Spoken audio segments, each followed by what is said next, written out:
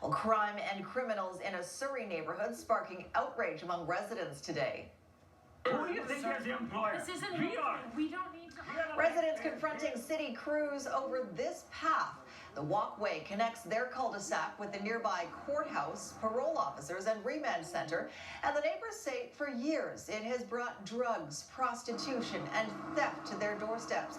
They've been demanding preventative measures like lights and surveillance cameras. And this morning, when city workers arrived, they thought they would finally see action. Instead, the crews started work to make the path more wheelchair accessible.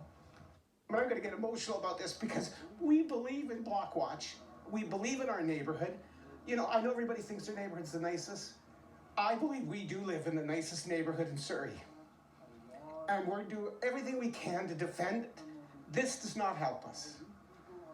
This is an expensive bit of window dressing for who, I don't know, but it doesn't address the issues. Now, Global News has been in touch with Surrey City Hall, but so far, they haven't offered a response to the residents' fears. For years, people living near Surrey's Remand Centre have been calling for safety improvements to their community. Things like better lighting and surveillance cameras. But what city crews started to work on today only infuriated the residents. John Hua explains. It's not often increased wheelchair accessibility is a call to arms. Who do you think is the employer? This isn't We are. We don't. But residents on 57A Avenue see work on this pathway as a slap in the face to their Surrey neighborhood. We're doing everything we can to defend it. This does not help us. Frustration over this footpath has been boiling over for years. On the other side, a courthouse, parole office, and expanded remand center. Residents say is sending a stream of criminal behavior their way. It is a floodgate. These people are those kind of people that don't really take to legal matters properly. What are you doing there? I just got out of jail. The homeowners have sent the city evidence of prostitution, drug use, even break-and-enters. Yet they say calls for lighting, security cameras, and police patrols have been ignored.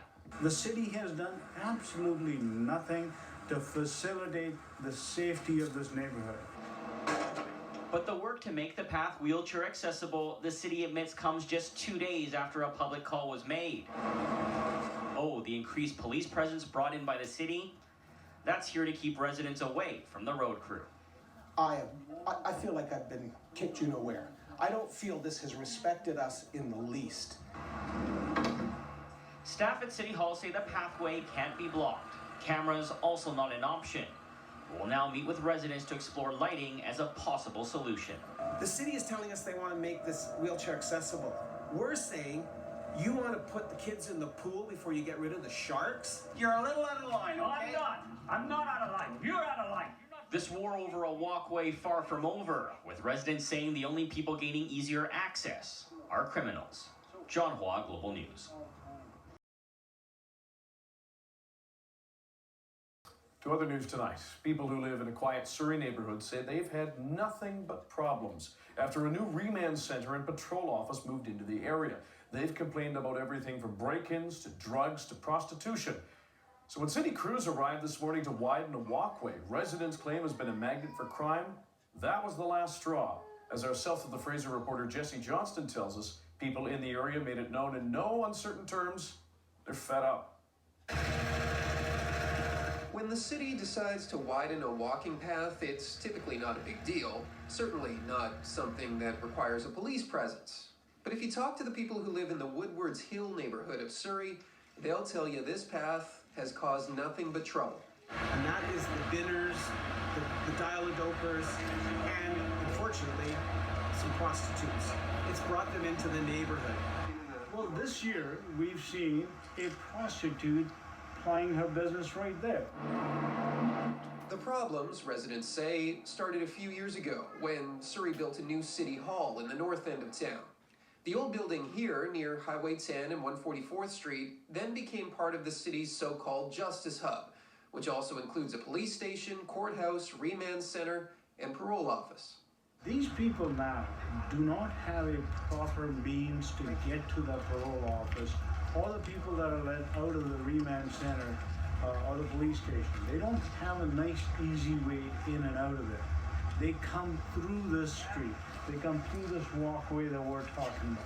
He says there's been a spike in break-ins, like this one that was caught on surveillance video. And there's also been more drug use and prostitution.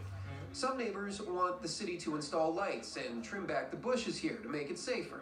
Others want the path blocked off altogether. When city crews showed up this morning to widen the path to make it wheelchair accessible, residents were furious. They say the city should make the walkway safe first, then worry about accessibility. I'd like to call it this. You wouldn't put the kids in the pool if the sharks were still there. They should remove the sharks and let's make the pool safe for everybody, in particular the neighbors that live here.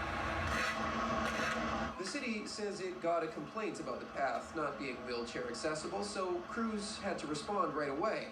As for the other safety features the neighborhood is calling for, well, they're a work in progress. And as far as residents are concerned, progress isn't coming fast enough.